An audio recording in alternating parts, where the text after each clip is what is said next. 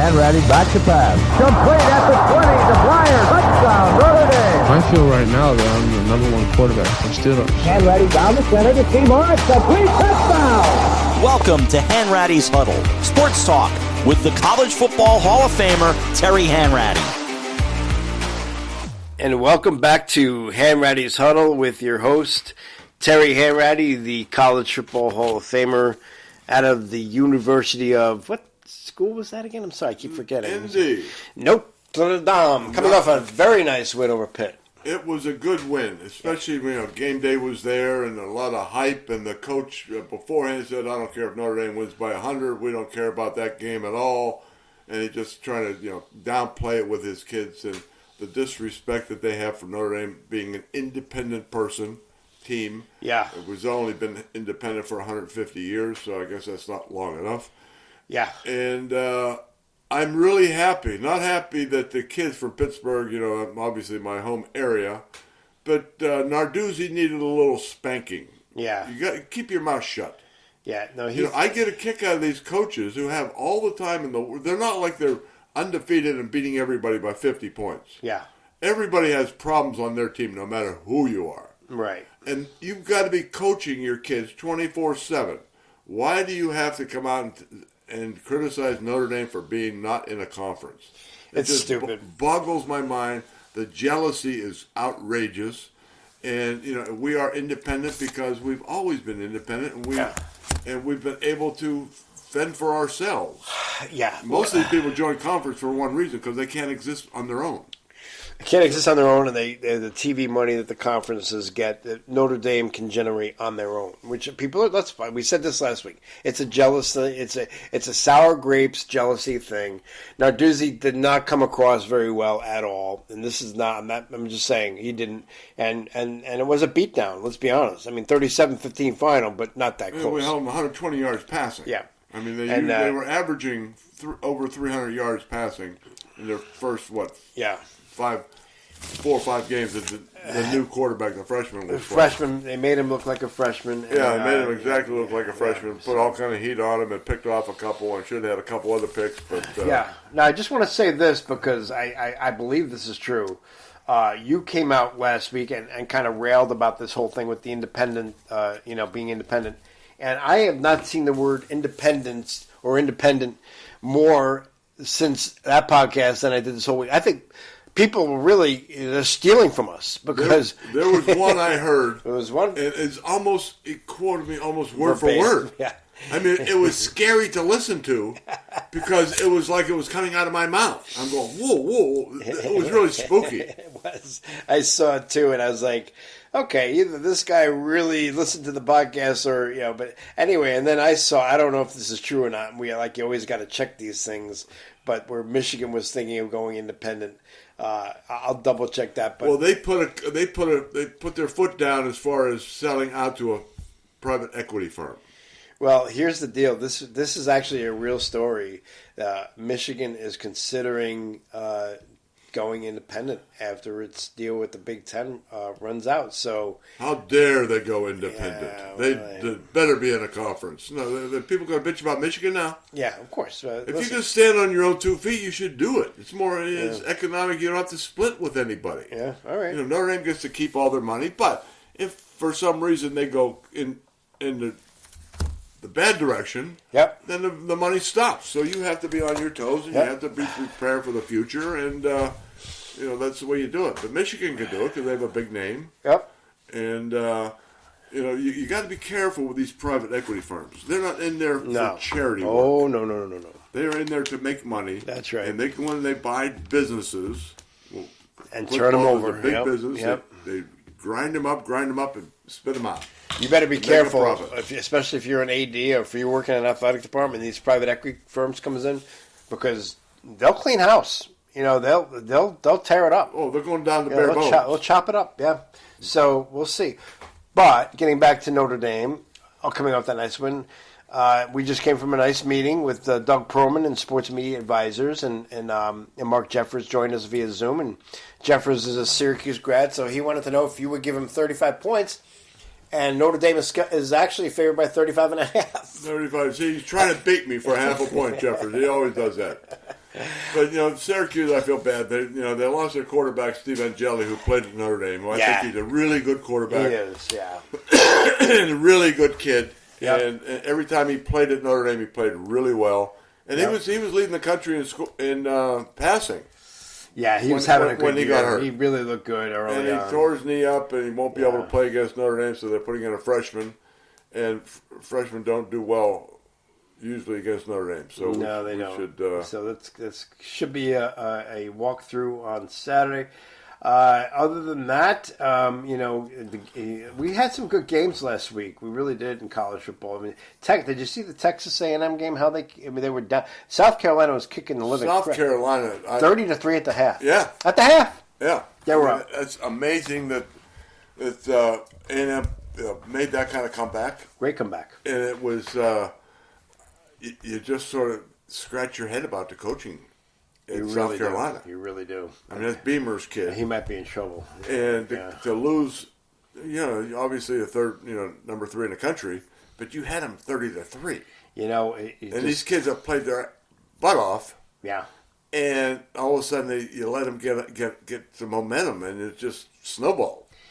And I've seen that happen before, and it's tough to put the brakes on. But somehow there's some timeouts you got to use at crazy times, and get your kids' composure back. Wake them up and say, "Come on, guys, let's take a deep breath right here, and let's make a stop, or make different changes on this, whatever." But you can't 30-3 at halftime. I mean, you just had to hang on for a half. It's not over till it's over, and folks. that's what happens. You get conservative. You've got a 33. You're up. Excuse me. Yep. And you just say, "Okay, let's try to get this game over with." And you can't do that. You can't. Never take your foot off the gas pedal. That's right. You got to keep trying to score some way. 100%. Even if you keep kicking field goals, there's not enough time to come back. Well, something tells me that they just went in at halftime and kind of celebrated, because it was. I've never seen two more different halves. So. Two SEC teams. I mean, quality organizations. Now, and just two minor things I'd like to touch on before we move on to the NFL. No real great games this week. Number one, really, the best game is USC at Oregon. That's the only game, believe it or not, with two ranked teams. 15 USC at 7 Oregon. And the other thing I'd like to just mention, quite frankly, because we do live in the state of Connecticut, is UConn is quietly having a pretty decent year, 8-3. For UConn, they're playing very well. I mean, it's tough. It's tough to UConn's a basketball school, no doubt, 100%. It's tough to put the football, men's basketball and women's basketball, and both. So if you're a football coach coming in there, you got a double dip there that's against you. Because everybody wants to come in to see the football or the basketball, men and women. Yep. And you got national champions on men and women. Yeah. So it's tough to lift your program up. Well, normally your quarterback doesn't want to be second to the point guard. Now he's second to point guards. I like in UConn football. I mean, and this is no slight. I'm not trying to be, like nasty here, but at the end of the day, UConn football is not, to me, it's not me. It's not Notre Dame. It's not even Syracuse. It's not ACC but also, I put Rutgers in that same conversation. Rutgers is one of those college, and Rutgers is at Ohio State this weekend. And Rutgers, has tried and tried and tried. And Rutgers has put a ton of guys in the NFL. But Rutgers can never get over the hump in terms of being what they think they are. Well, for some reason, they can't keep the Jersey kids. Yeah, that's tough. You're right. Because every school comes to New Jersey to recruit. Yep. And they all take a couple kids. Every school takes a couple kids out of New Jersey, the top kids. Yep. And Rutgers can't get that 4-star kids from New Jersey. Exactly. All right, so let's move on to NFL. I mean, some interesting games last week. Aaron Rodgers with a broken wrist. Aaron is hurt. Non-throwing arm. Non-throwing, yep. And my guy came in and played very well. Yes, he did. He did. You always said nice things about Mason Rudolph. So I've always liked Mason Rudolph. I thought he got a really bad trip through Pittsburgh from his rookie year because of Ben Roethlisberger, who just crushed the kid. And at one point they had most hated person in Pittsburgh, and that was Mason Rudolph. He Hard hasn't to played do. yet. Usually the backup quarterback's the most loved. Yes, and he hasn't played. And for some reason, he was the most hated. You go, whoa, enough. And but so, he's good. I mean, yeah. he's very good. He's very calm, and he was very. I mean, he was. It was a perfect substitute at that point.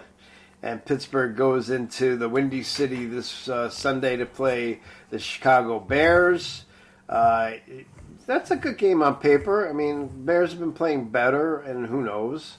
But, you know, it's Bears are 2.5-point favorite. So that's obviously a push, you know, either way. So I can remember going into Chicago in 1969. Okay. My rookie year. We had won one game, and Oof. the Bears have won 0. Oh, And boy. they beat us 38-0. Butkus threw me for my only safety of my life. Yeah, you told. Yeah, that's interesting. And we never crossed the 50. Yeah. First time I've ever heard Chuck Noll yelling, screaming at halftime. Oh, wow. And he got all over a few players. We won't name their names. Okay. They were not playing. And I remember we go out for a kickoff, the second half, and whoever the guy that played the end, Joe Green, grabbed him by the shoulder pads, threw him off the field. Ooh. He jumped on the field, and he went down, and Butkus was in the wedge. Okay. Joe went down and laid him out in the wedge. Oh, wow. Nice. And he set the tone, but that was it.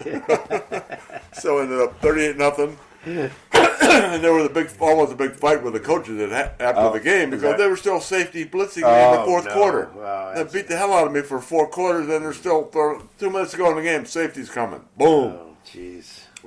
Our coaches were not very happy at the performance there. Yeah. Well, I don't blame them. But I think it'll be a little different this year. Yeah, I think you're right. and that's an entertaining game. You have some real games on the docket this Sunday that are just not even interesting, remotely interesting, like the Jets at the Ravens. But here's a good game. I think I would sit and watch is the Colts at the Chiefs. Now the Chiefs, they're struggling. 5-5 right now. They're out of the playoffs, and the Colts. And I don't see that. I think the Chiefs got to sort of take a pass this year. Think so? Okay. You know, I still say Andy Reid's the best coach in the NFL. Okay. They've had a couple injuries, a couple trades and whatnot, and didn't work out. And you know, they'll come back strong as ever next year. But I don't see them. In order for them to be the playoffs, they got to run the table. And Yeah. I don't see them running the table. I mean, Denver has a 3-game lead right now. They do. You know, so it's not like they're going to be able to turn it on, you know, that much. Denver is 9-2 and really kind of in control of that division. And really, one of the shocking games to me last week was the Chargers getting their butts kicked by Jacksonville. Yeah. I mean, it was not even 38 or 35-6. I was Well, like, Jacksonville who beat someone else early in the year. But Jacksonville's 6-4, and they're in the mix, obviously, Yes. for the wild card. And you know, people keep forgetting one thing about the NFL. They're all pros. Yeah, that's right. And they all do this for a living. Yeah, And they're all really great players. yeah. And somehow, you know, they've had a little down spot, whatever team it is, and they get into a losing streak, but they have the potential to come back and beat anybody. That's right. So you're always going to have competitive atmosphere. So I think your surprising teams really. I mean, just in the AFC alone, obviously New England 9-2, having a great year. Ravens, That's probably the surprise of the year. yeah. New He's England doing a playing great that job well. with them, and Yes, he's obviously done a I great job. think Buffalo 7-3 and losing some games. I mean, very interesting to see if they can come back and win that division. But you got to give New England credit. The Colts obviously 8-2, very interesting. The Broncos 9-2. That's And Drake May, you got him. I mean, Yeah, he's in a position for MVP. Sure is. He sure is. Now he's having a better. Bo Nix Bo Nix is out of Denver is sort of falling off as far as performance is concerned. But I mean, he's throwing the big plays. He's Yeah. throwing the big pass at the end of the game. It's But break- if you look at his stats Yeah. for the whole game, they're okay. But when you look up at Drake May, his stats are off the charts. Okay. And But they come out the same year, and they're both, very, very good quarterbacks. They're good quarterbacks, and I think the sign of a winner really is a guy who doesn't put up the great stats, but still manages a way to have his team win. And Denver's done that a few weeks, when they but come back. there's a lot of people involved in that game. I got you. That make that happen. It makes it successful also. So it's. On the NFC side, you have the Eagles in first place, no surprise there, and they're actually playing the Cowboys, who obviously have made a lot of changes and coming off a win against Las Vegas. Not that that's saying anything. I mean, the Cowboys last week did not look like the Cowboys that we've known in the last few games here. How about Quinnen Williams? Good. Quinnen Williams had 1 sack all year with the Jets. In the second quarter, by the second quarter of that game, he had 1.5. Yeah. For the Isn't that wild? Yeah. So listen, whatever. I'm over it. No, you're not. No, I'm not. All right. Bears in first place. The Packers. I mean, this is a division I can't figure out because you got the Bears at 7-3, the Packers and the Lions. I mean, what's going on? And the Vikings. I mean, these teams all seem to be very mediocre. It's like the NFC and AFC North. Yeah. They are. It's like the Steelers. Look at it. Steelers were picked number 3 at preseason, number 3 in the division. Now they're number 1, and the rest of Baltimore's coming back. They got their quarterback back who was injured, so that gave everybody a couple game lead. But no, they just don't. It's a bad division. Cleveland and Cincinnati are horrible. So, I mean, 2 out of 4 teams are not playing well. So it's pretty easy to win your division. All right, let's just swing back to college for a second because I just looked at the release poll. Obviously, Ohio State 10-0 at 1, Indiana 10-0 number 2, Texas A&M coming off that big comeback 10-0 number 3, and Georgia slides up to number 4, which is interesting, 9-1, followed by Texas Tech, Ole Miss, Oregon, and then you go down. Oklahoma, Notre Dame comes in at number 9 at 8-2. So. That's about the way I'd put them. Yeah, that's. I don't see anything, really goofy on that top 10. No, I don't either. That's a listen. It is what it is, as they say, and I think Notre Dame should be in a position to get into this playoff format. I don't think there's any question now. But who do they have after Syracuse? They got the mighty Stanford Cardinal. Okay. So, now, when that game was, I know, yeah. They were good.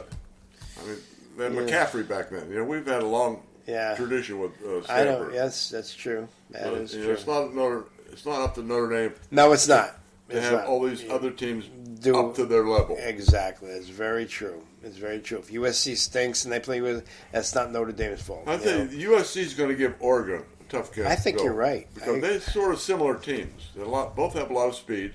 Yep. And Southern Cal's defense is a little better than it's been in the past. And Oregon has shown that they can be had. Yes. I mean, and they've been had on their. Indiana beat them on their own field, so that can happen. So, a lot of people are talking about Ohio State has not played that difficult of a schedule. Well, it's true. So I don't. I mean, it's not their fault either. But Rutgers this week. I mean, come on. I mean, it's. They played Grambling this year. Who?